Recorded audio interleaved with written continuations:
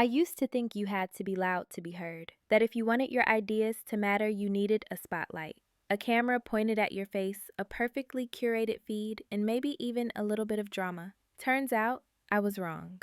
Because the most powerful work I've seen lately, the kind that actually changes how people think or feel or create, often comes from voices you never see. Channels with no face, no flashy edits, no performative energy. Just clarity, just care, just someone saying, here's what I've learned.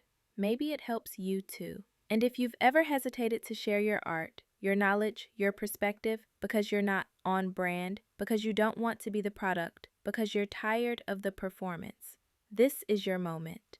Right now, in 2025, YouTube isn't just a stage for personalities. It's becoming something far more generous. A library, a studio, a quiet room where curiosity is enough.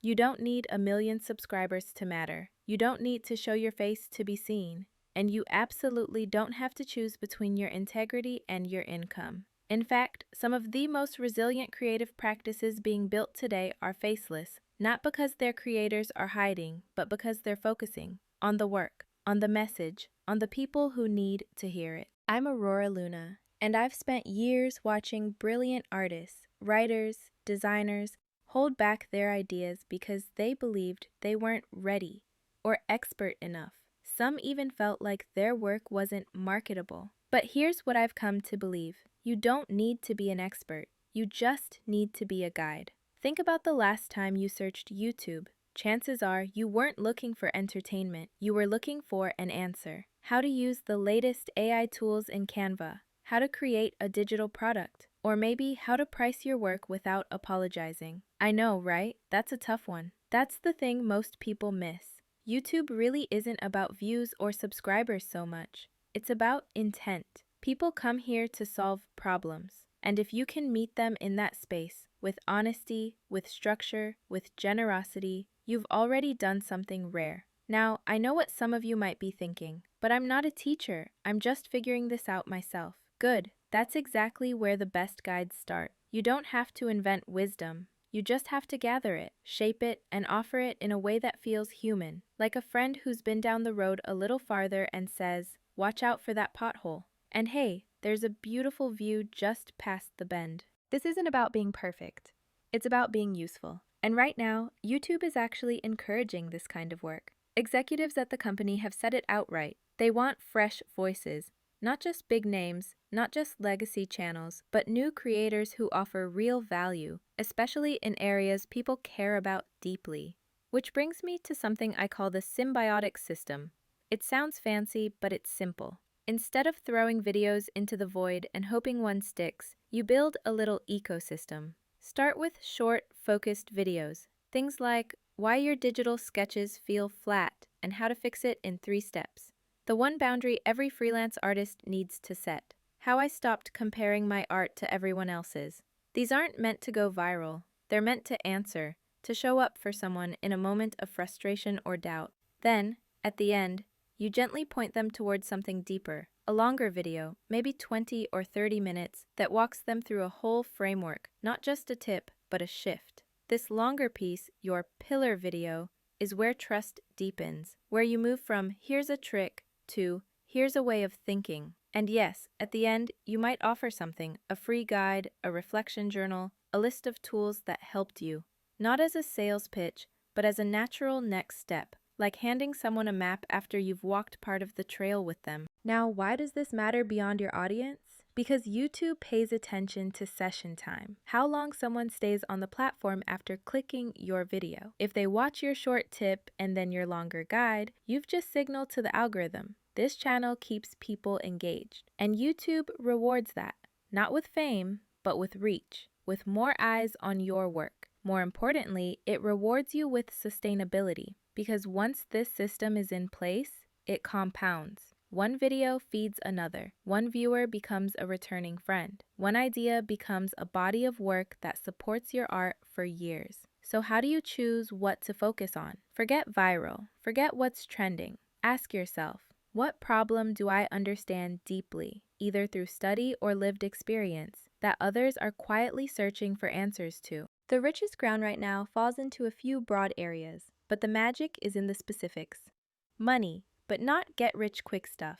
Think how to build a passive income stream from your digital art, or pricing your commissions without guilt. Health, especially mental resilience, creative burnout, imposter syndrome, the emotional toll of sharing your work.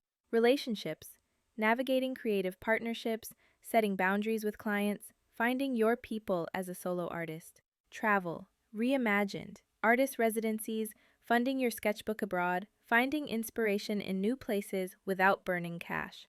Technology, but human-centered.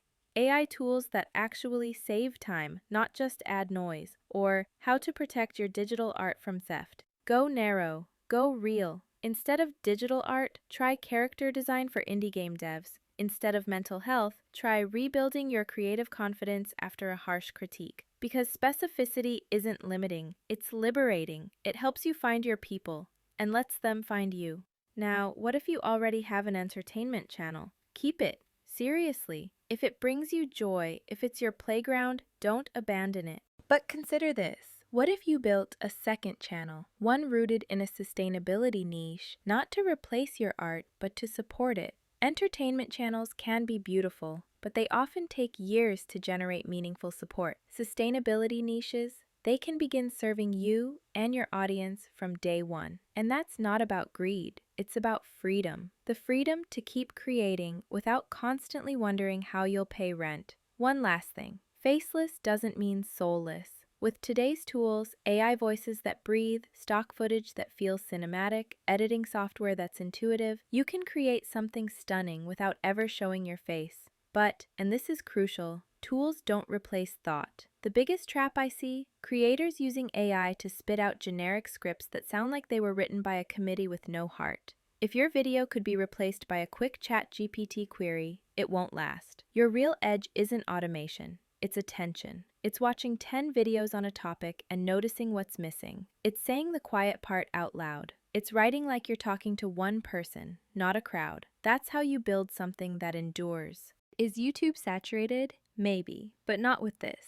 Yes, there are more creators than ever, but there are also over 2.7 billion monthly viewers, and most channels are still chasing trends, recycling content, or treating YouTube like TikTok. You're building a library. And libraries don't expire. I've seen videos from 2018 still bringing in new viewers today, not because they were flashy, but because they were true. So your goal isn't virality, it's usefulness. Show up consistently, study your craft, refine your voice, build a body of work that grows with you, because that's what turns a channel into a legacy. Before we go, a gentle reminder. There are no guarantees here. No one can promise you views, subscribers, or income. But this I do believe. If you commit to learning, to serving, and to showing up with integrity, your work will find its people. And that's worth more than any algorithm. So here's the plan. Just get started with this. 1. Pick a niche that lights you up and solves a real problem. 2. Study 3 to 5 channels doing it well. Not to copy, but to understand their rhythm, their care, their structure. 3. Start sketching your symbiotic system. What's your pillar piece? What short videos will lead people to it? And most of all, trust that your voice matters even if it's never seen. In part 2, we'll get into how we'll create all of this, how to come up with ideas, write scripts, and use AI to help with the work. Plus, we'll get into my favorite tools, including what I use to make these videos. If you're ready to begin, I've put together a step-by-step free guide to help you with creating digital products. How to make money online with digital products, step-by-step guide. Links in the description. And that, my friend, is everything. Until next time, keep dreaming, keep growing, and remember, everything is possible.